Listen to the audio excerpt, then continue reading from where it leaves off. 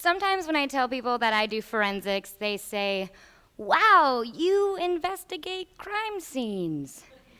And I'm like, yeah, no. I'm a member of the Las Positas forensic speech team, the Talkhawks, as Jim put it.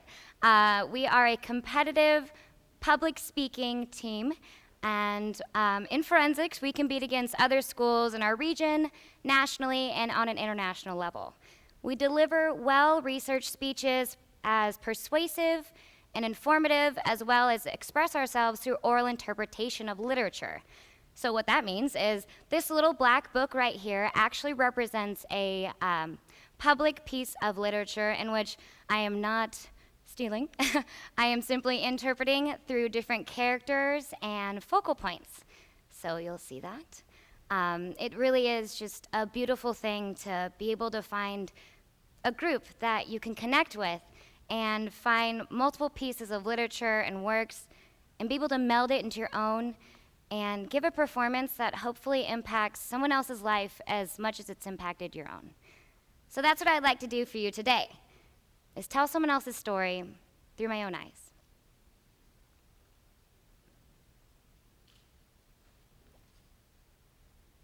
Mom? Have you heard anything I've said? Look, I'm wearing a ring. I'll keep it on the right hand, I promise. Evening, Miss Nellie. I need to remind you what will happen if you miss that 6:15 bus back home. You know your daddy gonna have a cow. Thanks, Bonnie. You a precious child, Nellie, but you need to take care of yourself. Take a few days off. I'll call you if there's any need to do so. Thanks. I'll see you tomorrow. According to the National Association on Mental Illness, in the 1960s, 3 times the amount of women had depression compared to men. However, this was rarely diagnosed as such. It was not uncommon for this condition to be treated in rudimentary clinics and in homes. It was also not uncommon for it to cause stress in home life and drive wedges between relationships. However, in a unique bond between mother and daughter, we see how love can overcome any condition. The Diamond Ring by Tim Heisler. My mother was a wonderful person. She put her family above all else. There was 7 of us, 5 boys and 2 girls. I was the youngest, 10 years the youngest, and I know we didn't make it easy on her. At the time, I thought of it as mother needed her alone space. Shh, what's wrong? What's wrong? Talk to me. Sister's right here. Christopher, my jacket! And you need to say sorry, and I just want to talk to Mom! Shh, it's okay. It's okay. Look, breathe. Just breathe. I just want to talk to Mom. Please let me talk to Mom. It's okay. Look, Mom's having her alone time right now. Look, you can wear my jacket. You know, the one with the red buttons that you love so much? Here, come with me. No, come with me. Now I know it as depression. But then it was simply mother's alone time. To this day, I can't wrap my head around the word or the emotion. I mean, how am I supposed to empathize with something that I have never felt before? She would be a fully functioning human being and then transform into this almost catatonic-like state in a matter of hours, and she'd be gone for weeks. As I got older, the family began to get smaller, and by the time I was 13, it was just me and Daddy in the house. He made what was probably the hardest decision of his life.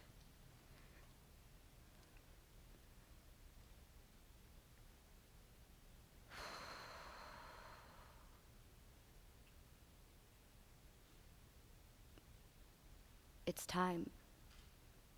Somebody will be watching her 24 hours a day. We can't do this. We can't just leave her there. I don't want to do this, but it has to be done. It's only until she comes back to us. Look at me. I promise. Daddy was a pastor at the Presbyterian church. He was a good man, but God came first. He was so busy with his flock that we'd only go see Mother twice a week at the ComCare Center, a licensed mental health care institute. I took the bus. It took $2 and 2 hours each way, but I just couldn't leave her there, even if she had left me. Looks like you've been biting your nails again. Look, I stopped biting mine.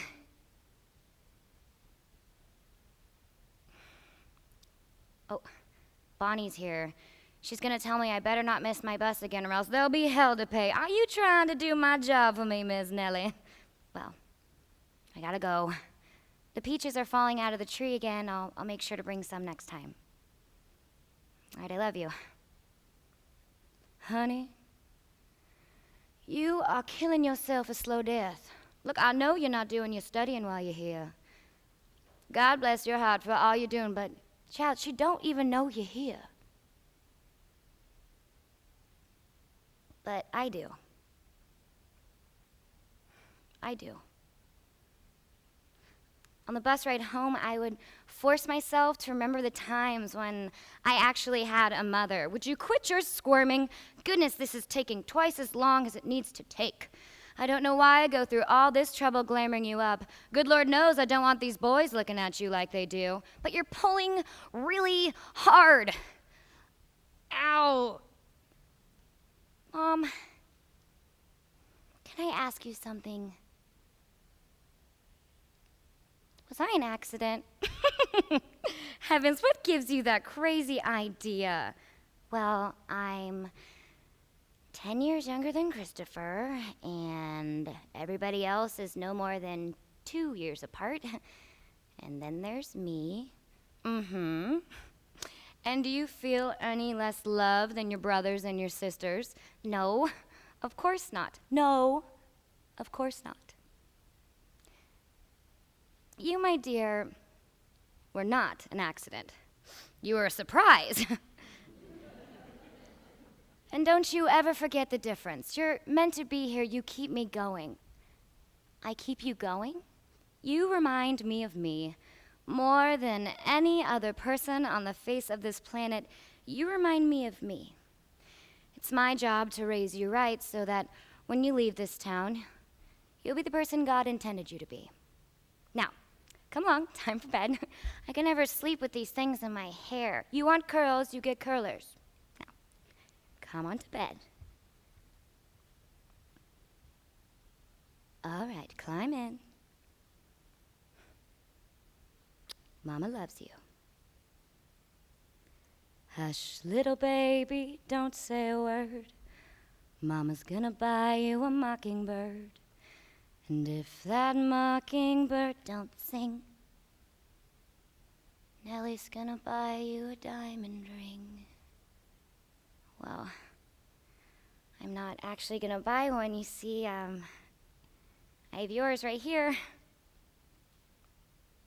You were scratching yourself with it, so the doctors took it off.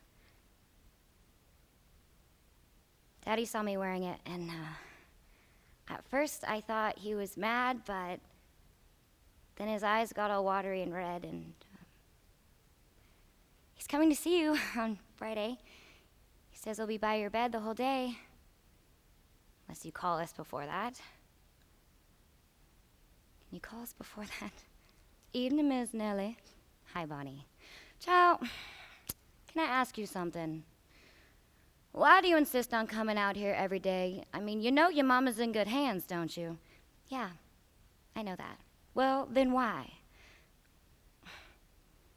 Because she would do it for me. How old are you, Miss Nellie? I'm 15 years old. 15 years old. Whew, I ain't never met another 15-year-old who understands a mama's love like you do. It'll be feeding time soon. Thanks.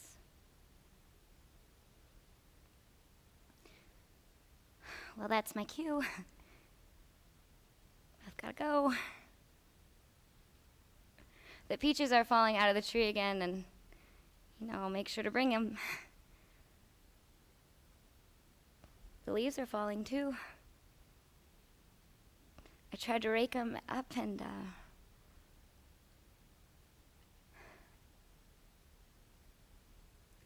I can't do it without you anymore, Mom. I need you back. Please just snap out of whatever this is. I need you.